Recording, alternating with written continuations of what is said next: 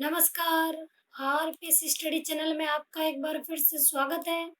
हमने अपने कल के वीडियो में पढ़ा राजस्थान के भौतिक प्रदेश, जिसमें हमने डॉक्टर वी.सी. मिश्रा और रामलोचन शर्मा के भौतिक विभागों के बारे में पढ़ा। आज हम पढ़ेंगे डॉक्टर रामलोचन शर्मा के भौतिक भागों का वर्गीकरण। तो आइए हम शुरू करते हैं आज का टॉपिक, डॉक्टर रामलोचन शर्मा का भौतिक विभागों का वर्गीकरण। रामलोचन शर्मा ने भौतिक विभागों का वर्गीकरण 3 भागों में किया, जिसमें पहला है बड़े प्रदेश, दूसरा मध्यम श्रेणी के प्रदेश, तीसरा उप श्रेणी के प्रदेश। राजस्थान के भौतिक प्रदेशों में रामलोचन शर्मा का वर्गीकरण मध्यम प्रदेश में 4 भागों में बांटा। पहला पश्चिम का मरुस्थल या थार का मरुस्थल, देखो इसको पश्चिम मरुस्थल भी कहते हैं और थार का मरुस्थल भी कहते हैं। दूसरा है अरावली पर्वतीय प्रदेश या मध्यवर्ती प्रदेश। तीसरा पूर्व के मैदान। चौथा दक्षिण पूर्वी पठारी भाग या हाड़ौती प्रदेश। हम इस दक्षिण पूर्वी पठारी भाग को हाड़ौती प्रदेश भी कहते हैं। आज हम पढ़ रहे हैं थार मरुस्थल के बारे में। तो हम देखते हैं विश्व में थार मरुस्थल का विस्तार। तो देखो थार मरुस्थल के बारे में पढ़ते हैं। थार मरुस्थल का निर्माण नियोजोइक एरा के प्लीस्टोसीन काल में हुआ। थार मरुस्थल या पश्चिम का मरुस्थल, यह सारा या ग्रेट आर्कटिक पैलियो अफ्रीकी मरुस्थल के पूर्वी भाग का विस्तार है। किसका विस्तार है? इस पूर्वी भाग का। ये हम देखो मैप में देखते हैं। ये हमारा विश्व का मैप है, पूरा विश्व का मैप है। ये हमारी उत्तर दिशा, ये दक्षिणी दिशा, ये पूर्वी दिशा और ये पश्चिमी दिशा। ये भाग हमारा अफ्रीका है, ये हमारा इंडिया है। तो इस अफ्रीका में होता है हाई प्रेशर। क्या होता है? High pressure. और हमारे भारत में होता है लो प्रेशर।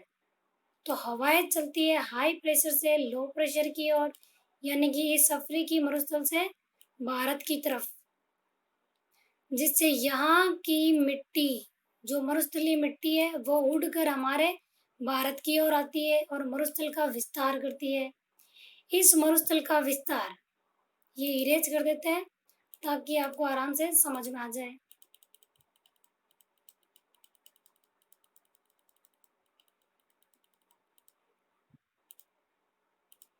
ये देखो, ये हो गया अफ्रीका, ये हो गया भारत। यहाँ से मिट्टी उड़ी, भारत में आई, और जो ये कैरी जैसा हिस्सा बना हुआ है अफ्रीका और भारत के बीच, ये वाला हिस्सा, ये है अरब देश। ये है क्या है? अरब कंट्री है। अरब कंट्री में थार मरुस्थल को कहते हैं कबीर मरुस्थल। ये यहाँ लिखा है, देखो अरब देशों में सारा मरुस्थल को कबीर कहा जाता है। और ये यहाँ से देखो, यहाँ से उड़ के पहले जाती है अरब में, फिर जाती है पाकिस्तान। तो पाकिस्तान में इस मरुस्थल को कहते हैं चेलिस्तान। ये यहाँ लिखा देखो, पाकिस्तान में चेलिस्तान कहा जाता है। और पाकिस्तान के बाद आता है हमारे भारत में। तो भारत में इस मरुस्थल को महान या थार मरुस्थल कहा जाता है। भारत में इस मरुस्थल का विस्तार कहाँ कहाँ है? ये है सबसे इम्पोर्टेंट। पूछा जाता है कि भारत में थार मरुस्थल का विस्तार कहाँ है? तो राजस्थान, गुजरात, हरियाणा और पंजाब। नेक्स्ट है भारत में कुल डेजर्ट जोन, ये कुल मरुस्थलीय क्षेत्र कितने हैं? 142, जिसमें राजस्थान में कितने हैं? 85 डेजर्ट जोन। राजस्थान में 85 है। अगर हम इस पूरे विश्व में, ये पूरा विश्व है, इस पूरे विश्व में थार मरुस्थलों में देखें छोटा बड़ा कौन सा है, तो पहला दूसरा इस तरीके से देखें तो इस क्रम में हमारा राजस्थान विश्व में 17वें बड़े मरुस्थल के स्थान पर आता है। तो हमारा राजस्थान विश्व में 17वां स्थान रखता है मरुस्थलीय क्षेत्र में। नेक्स्ट है पश्चिमी मरुस्थल या थार मरुस्थल की विशेषताएं, अब हम विशेषताएं देखेंगे। यह मरुस्थल कौन सा? थार मरुस्थल संसार की सर्वाधिक जैव विविधता रखता है। कौन सी विविधता? मैं यहाँ लिख देती हूँ, देखो, जैव विविधता सबसे ज्यादा कौन से मरुस्थल में है? तो हमारे थार मरुस्थल में, जो राजस्थान में फैला हुआ है, उस वहां पे विविधता ज्यादा है। यह मरुस्थल 33 सागर का अवशेष है। कैसे पता है कि 33 सागर का अवशेष है? क्योंकि यहाँ के जैसलमेर, देखो यहाँ है जैसलमेर, इस जैसलमेर में कुलधरा गांव, ये यहाँ हमारा जैसलमेर है, देखो ये यहाँ जैसलमेर, यहाँ कुलधरा गांव में मछलियों के और खारे पानी की झीलों के अवशेष मिले हैं। इससे पता चलता है कि यह मरुस्थल हमारे 33 सागर का अवशेष है। राजस्थान नवीन भौतिक प्रदेश है। अगर पूछा जाए कि सबसे नवीन भौतिक प्रदेश कौन सा है, तो वो है हमारा थार मरुस्थल। और सबसे प्राचीन पूछे कि सबसे प्राचीन संरचना कौन सी है, तो वो है अरावली। प्राचीन संरचना अरावली और नवीन संरचना पश्चिमी मरुस्थल।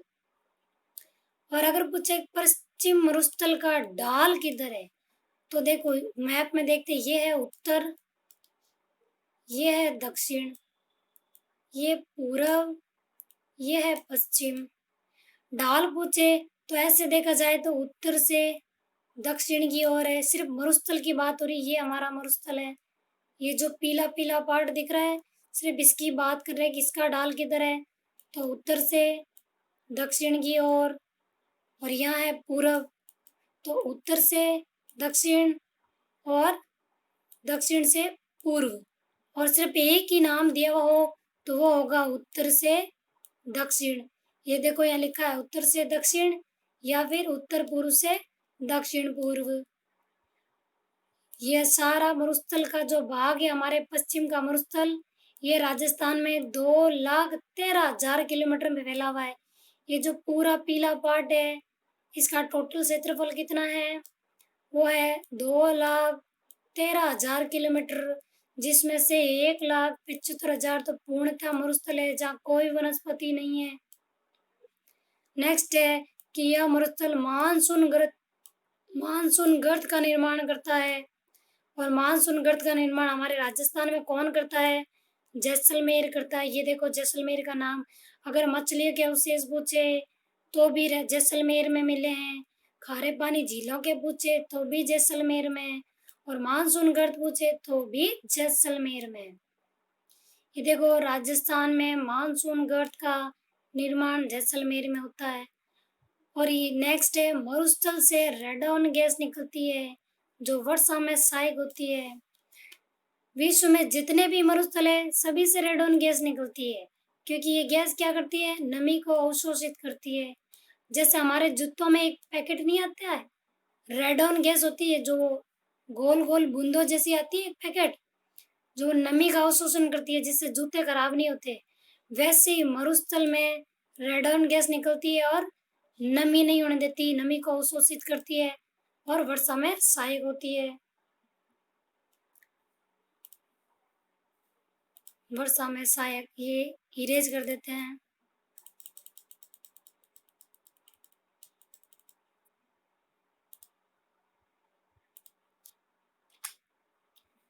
नेक्स्ट है, यह मरुस्थल अंतर्राष्ट्रीय सीमा के सारे फैला है। अंतर्राष्ट्रीय सीमा जैसे हमने इससे पहले वाले वीडियो में देखा था, देखो गंगानगर से शुरू होती है, फिर बीकानेर से होती हुई जैसलमेर और जैसलमेर से होती हुई बाड़मेर तक फैली हुई है।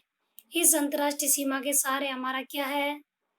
पश्चिमी मरुस्थल थार का मरुस्थल है। ये पीला पार्ट इस मरुस्थल, ये है पीला पार्ट जो थार का मरुस्थल है, ये हमारे अंतर्राष्ट्रीय सीमा के सारे फैला हुआ है।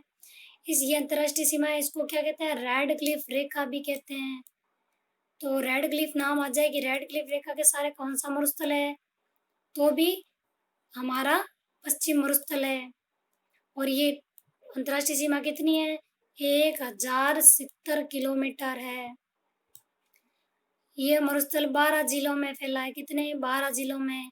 और राजस्थान के कुल भाग के 2/3 भाग में फैला है।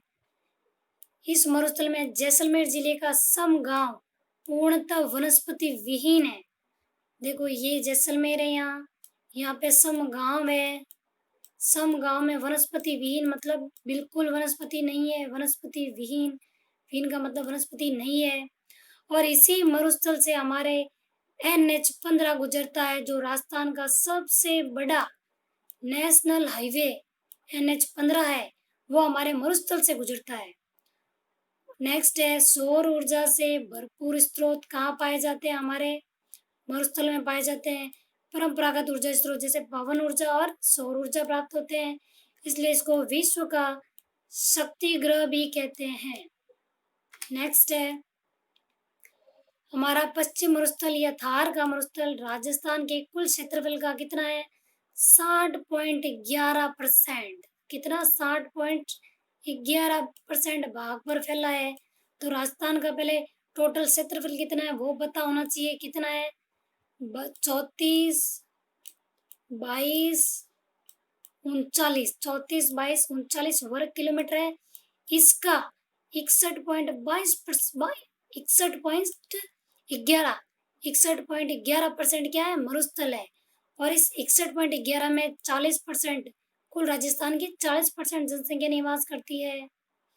नेक्स्ट है राजस्थान को 50 सेंटीमीटर समवर्षा रेखा दो भागों में बांटती है। तो ये हम मैप में देखते हैं, देखो ये हमारी अरावली है, इस अरावली के ऊपर से गुजरती है हमारी 50 सेंटीमीटर वर्षा रेखा। ये कौन सी है, 50 सेंटीमीटर वर्षा रेखा।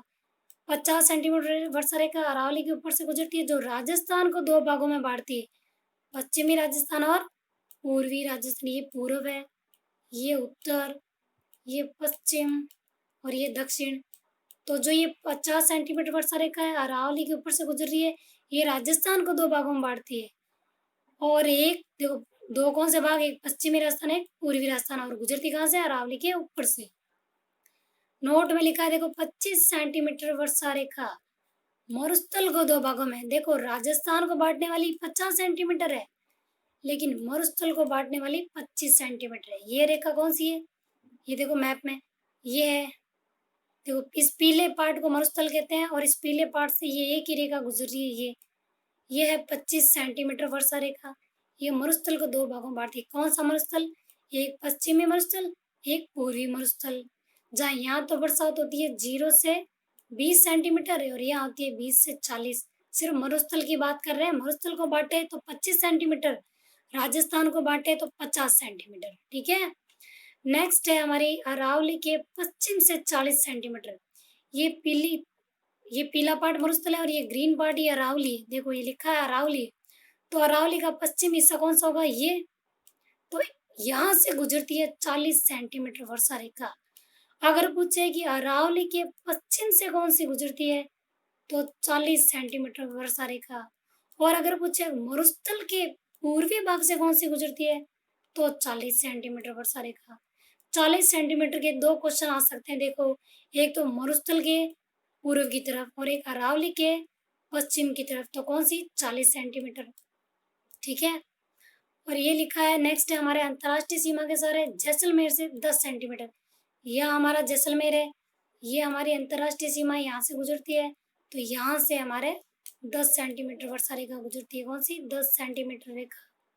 ठीक है।